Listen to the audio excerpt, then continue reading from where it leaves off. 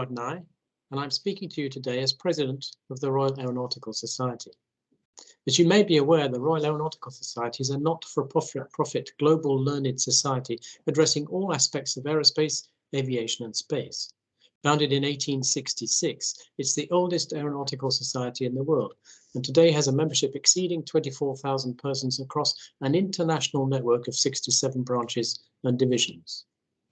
The Society aims to support and maintain a high professional standards in all aerospace disciplines, to provide a unique source of specialist information, act as a forum for the exchange of ideas, and to exert an independent influence on the interests of aerospace, aviation and space in the public and industrial arenas. As you know, the COP26 UN Climate Change Conference took place at the beginning of November 2021. It was hosted by the UK in partnership with Italy and took place in Glasgow.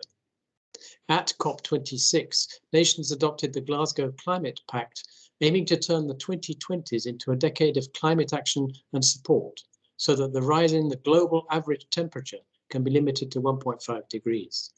The package of decisions includes strengthened efforts to build resilience to climate change, to curb greenhouse gas emissions, and to provide the necessary finances for both. It is in this context and in the wake of COP26 that the Royal Aeronautical Society has decided to host a high-profile hybrid conference entitled Towards a Space-Enabled Net Zero Earth, to identify the innovations and actions that space technology can bring in supporting the UK and the world to achieve net zero in line with pledges made at COP26. The conference will take place on the 26th and 27th of April and will bring together senior stakeholders in industry, academia and government to debate the space-enabled vision and to leverage multi-year support from the public and private sector to drive forward new technology and exploitation delivery mechanisms. We're very grateful today to have to our principal sponsors, the Space Alliance partners, Thales Alenia Space UK and Telespazio UK. And I'm delighted to be able to welcome here today Mr. Andrew Staniland, the Chief Executive Officer of Thales Alenia Space UK, and Mr. Mark Hewer, Chief Executive Officer of Telespazio UK. So perhaps, first of all, may I ask you to briefly describe the Space Alliance and how your two companies more generally work together? Perhaps, Mr. Staniland, you could start off there. Yeah, thank you very much, Howard. So the Space Alliance was formed by our two joint shareholders, which are Thales and Leonardo, to address all of the space-related aims of the two companies. And broadly speaking, the Thales Alenia Space side of the Alliance builds things, systems, missions, equipments, and the Telespazio side is responsible for service delivery and operations. And when we work together, it tends to be when a customer wants either an end-to-end system and service delivery procurement, or when a mission has a key data component where that data then needs to be analysed, which we'll talk a little bit more about in this conversation. So, Mark, maybe you want to talk a little bit more about the Telespazio service side. Yeah, sure. Thank you, Andrew. As Andrew says, it's a very complementary relationship with that space segment and the ground segment and the complementary services that we provide. And perhaps a really neat example relevant to this conference is the Copernicus program. Copernicus being a major European Earth observation program for monitoring environmental impact for the benefit of European citizens. And at the moment, you have Thales Alenia Space actually building two new satellites for that mission, and Telespazio providing very complementary ground operations and services in running that and making sure the data from that mission is accessible. Very, very good. Thank you very much for that oversight.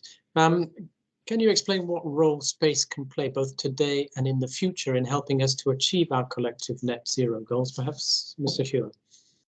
I think, first of all, we probably need to think about how we actually monitor getting to net zero in terms of where we are today, where we are in each year, and actually when are we actually at net zero.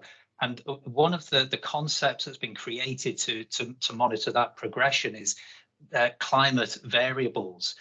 This is a standard measurement system, of which there are 54 variables that sort of key indicators of climate change, and things from sea salt measurements to land temperatures to atmospheric gases.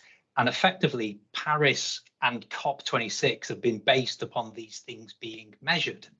And from a space point of view, space can actually contribute to measuring about 60% of these 54 variables.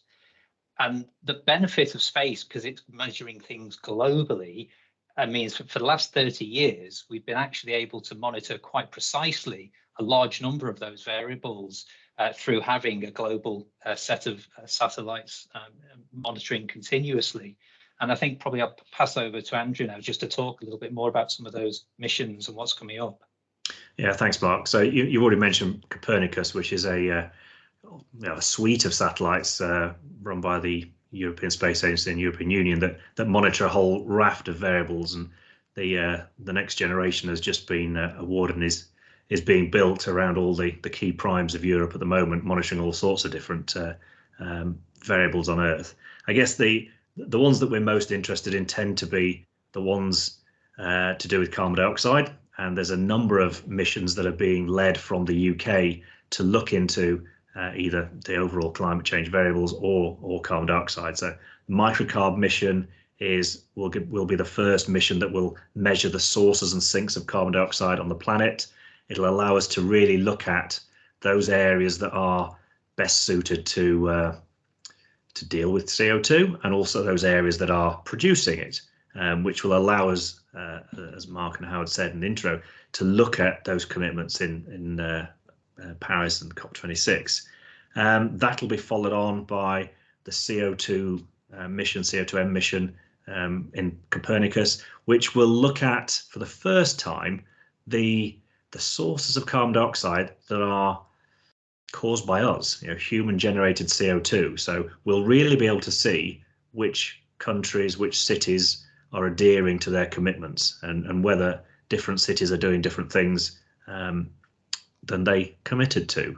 And then there's a whole host of other things. Biomass measures how efficient different forests are at dealing with CO2, where we're changing the overall makeup of the planet by chopping down forests or planting new trees around the world. So lots of different missions provide different types of data for us to use. I think one of the key missions that the UK is going to be leading, a combination of ourselves and Airbus UK, is the Truths mission, which will be a mission that is not actually measuring data, but will be able to verify data being produced by all of the different Earth observation satellites in orbit, and act almost as a digital fingerprint to be able to calibrate different missions. And all of these things, as Mark said, are really key to giving us all that data that is necessary to measure what's going on the planet.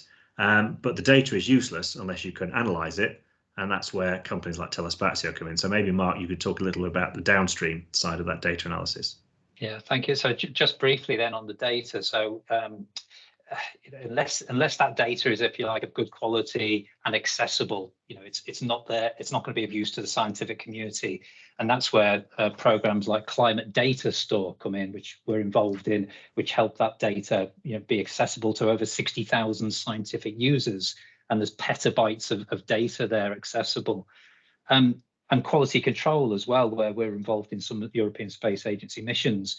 But perhaps one of the most ambitious programs now the European Union is embarking on is this Destination Earth program, which is to actually build a model of the whole Earth system, a digital twin of the Earth, and try and model key features of that interaction and ecosystem to allow users to then interact and play out scenarios on the man-made and natural climate change events. And I think that's where we're going to see a lot more space data being used to really plan and model climate impact, down to a higher degree of fidelity, and the use of artificial intelligence will come in, which I know will be covered at the conference as well. Very, very good. Very fascinating. It's evident that space technology and space systems then play a significant role in understanding and monitoring climate change from a science perspective. But are there also commercial benefits in other sectors from improved climate data? Maybe Mr. Hewitt.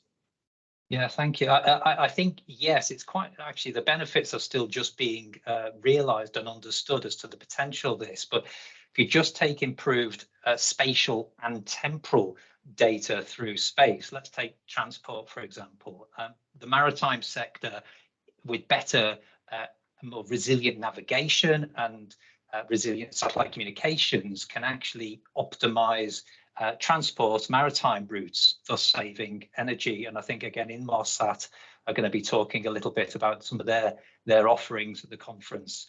That moves on into broader transport systems such as road, rail, and the ability to look at potential risk to those, such as flooding events to rail systems and rail networks. That moves potentially into finance and then the insurance sector. So insurance and finance want to reduce their investment risk. And we're seeing a lot more events now that it used to be called 1 in 100 year events, actually becoming, say, 1 in 30 or 1 in 15 year major events like a flood. So I think it's going to help inform risk decisions and investment decisions by finance sector and insurance, which also means the construction industry for major projects perhaps can plan better, whether it be building a nuclear power station and looking at potential risk of coastal erosion, or indeed actually the mining sector. And I think there's going to be some interesting talk at the conference from a company called GHG Sat, where they've actually got a new constellation to help pinpoint methane emissions from specific sources and helps as ongoing monitoring, as Andrew was mentioning earlier. So a lot of opportunities for industry and commercial sector. Very, very good. Excellent. Maybe Mr. Thales, you could give your views on any new game-changing space initiatives which are on the horizon. Yeah, thanks. I guess the most exciting one, which again will be talked about at the conference, is the Space Energy Initiative, which was launched recently at the House of Parliament. This is it's not a new concept. I wouldn't say it was new technology, but it's a consolidation of lots of existing technologies that, because of the advances in a whole range of space-based initiatives over the last couple of decades, is tantalizingly within our grasp from a technical perspective. And the Space Energy Initiative is a way of tackling the energy crisis by harnessing solar power from space and capturing it in enormous solar sails and then beaming it back down to Earth in the form of radio waves and converting it back to electricity. It's a massively exciting project. It's ambitious in its scale, but all the technologies that are necessary to deliver it exist today: in-orbit manufacture, autonomous vehicles, robotics, AI, lower cost access to space, thanks to Elon Musk and the advent of SpaceX and other launch vehicles around the world. All those technologies exist. Putting them together will be by no means an easy feat, but should be straightforward. But I think the energy crisis that we're seeing now, the fact that our ecosystem for energy use is so fragile, we can see in the news right now, and still there is a world of haves and have-nots with energy, and this provides a clean source of energy, a relatively inexpensive source of energy for parts of the world that are still struggling, and will help everybody get away from carbon-based fuels in the future. So I'd urge everybody that's attending the conference to attend that session on day 2 and really engage with the Space Energy Initiative. Sounds very, very interesting. It's wonderful to hear how space industry is playing such an important role, not only in developing new technology that benefits science, but also in wider sectors to mitigate against climate change. May I ask you about the carbon footprint of the space sector as a whole? How are your companies doing your part to reduce carbon footprint? I think if I kick that one off, I think every company has its own responsibility, as we all do as individuals. Space is trying to reduce its own carbon footprint from launch to, in space sustainability and debris removal, etc. But from a Telespazio UK point of view, we've been benefiting from green energy supply since 2016 through deals and working with one of our parent companies, Leonardo. So we've been benefiting from renewable sourced energy supply since then. And what we've also been doing is trying, since pre-pandemic levels, since 2018 to 2020, is actually drive down our carbon. And recently, we've actually issued a carbon reduction statement, a commitment, if you like, to say by 2030, we will be net zero in our direct operations and our immediate category 1 and 2, energy categories, with an interim step of 2025 with 40% reduction. So we're well on the way to achieving that. We have a plan, we have a sustainability team, and are absolutely committed with our parent companies to achieving such a thing, certainly for Telespazio UK. Yeah, I think it's no surprise that as sister companies, we have pretty much the same commitments and the same goals and same ambitions. And I'm sure at the highest level, Thales and Leonardo are working quite closely to align the not only the objectives but the way we're going to get there. I think we have the same sustainability teams. We have a chief sustainability officer at that group level that's looking into this very critically. I guess the difference for us as TAS from Telespazio, we're also very aware, if you like, of the fact that we have a supply chain before us and we have a set of customers below us who also are part of that overall carbon footprint. So we are just kicking off some work into understanding what is the carbon footprint of the people who supply to us, and how can we encourage them and incentivize them to accelerate their paths to carbon zero, but also what happens to our products afterwards. Some of those products obviously go into space, but the ones that are on the ground, there's no reason why they can't be more climate aware, if you like, and more green. So there'll be a lot of statements coming out of companies like ours in the future of how we can make the whole end-to-end service and system more green. Very, very good examples, I think. Well, I thank you both very much for sharing your views on the contribution that space can and will make, not only in fulfillment of the pledges made at COP26, but also towards our collective obligation to secure our planet as a safe haven for the future.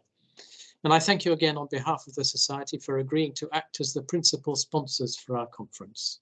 Thank you. We're all very much looking forward to the conference itself, which starts on the 26th of April, 2022. More information can be found on our website, aerosociety.com. And I thank you very much indeed for taking the time to speak with us. Thank you. Thank you. Thank you.